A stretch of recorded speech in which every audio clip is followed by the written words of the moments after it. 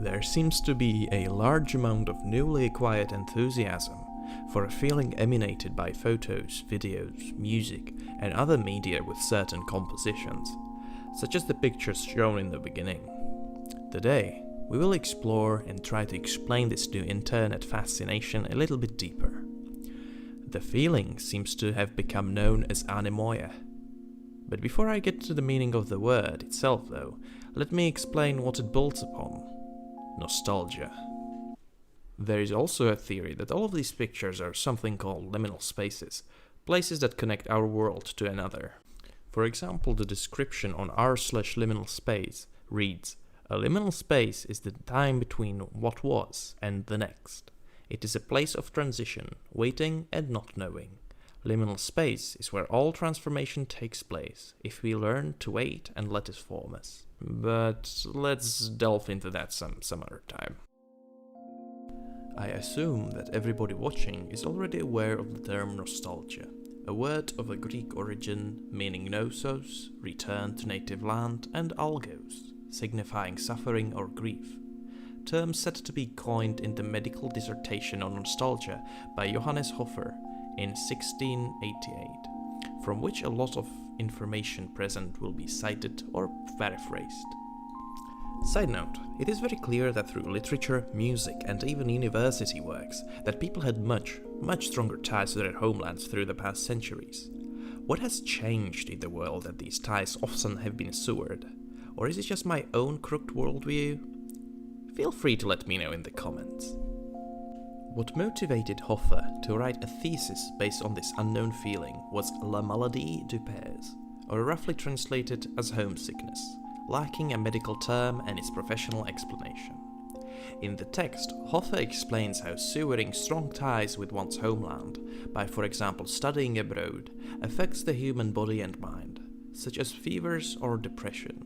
The food, the smells, etc. that the person is used to are now completely different, which puts a large amount of pressure on the person and their body. Keep in mind this is the times before radio or other advanced communication technologies, so connecting with people was immensely more difficult, making the feeling of isolation much worse. Hoffers suggests that in order to calm this sickness, later on named nostalgia, one has to somehow remind himself of his country by music, poems, literature, foods, and so on. There seem to have been cases where that has not helped, and the illness has gotten so extreme that patients have had to be relocated into their respective countries. Supposedly just the mention of the treatment focusing on the relocation had led to immediate results related to patients' health. We might not have symptoms as extreme as fevers, but photos such as the ones we are discussing can scratch the itch of reliving the good old times and give us an emotional relief, which we often need when it comes to thinking about the past. But wait, we never interacted with these places in our lives. What makes them so captivating? What makes them so efficient at mentally stimulating us? Well, let's try to figure that out. J.W. Barlament on Medium.com has something to say about this topic. Quote, "Anemoia is a new and nearly unheard of word, a nostalgic sense of longing for a past you yourself have never lived. It is nostalgia for the good old days, more specifically the good old days you are too young to have known. It is a sense that something was intrinsically better in the distant past than it is in the present, that we have lost something crucial in our ceaseless march of progress. Few haven't felt it. Fewer still have contemplated if it really has a meaning behind senseless longing." Mr. Barlament suggests that what pulls us in so deeply in the first place is a nostalgia for the good old days. But what is so good about those days portrayed by this picture? Quote, "Still, despite this seemingly reasonable explanation, there are those who maintain that the past had something that the present lacks. We could simply dismiss their claims as unsubstantiated, but it would do us all a disservice. Thus, we must look to the past in search of what it had that the present has not.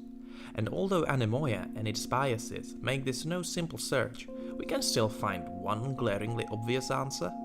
The past had a sense of belonging that the present cannot hope to match. The further we delve into history, the more glaringly we see that its inhabitants enjoyed a powerful assuredness in their communal bonds. Those in the earliest days of history lived the way evolution sculpted us to live, that is, intertwined with local communities, cultures, and beliefs. There was, at least between people of the same descent, a true, tangible brotherhood of man." End quote. Here, I would say, is the main magnet of Anemoia and media related to it, the sense of community. The sense of the media being a part of something bigger. It seems that while we are all connected through the internet, we truly miss the idea of having such places and building that something upon them. Regarding the so-called liminal spaces, they are so creepy because we are so used to seeing them in context, in a different context, such as streets being full of people, and them being empty makes us think something is wrong, and that's where the uneasy feeling comes into play. Yet they still create the feeling of Anemoia, which attracts us so very much.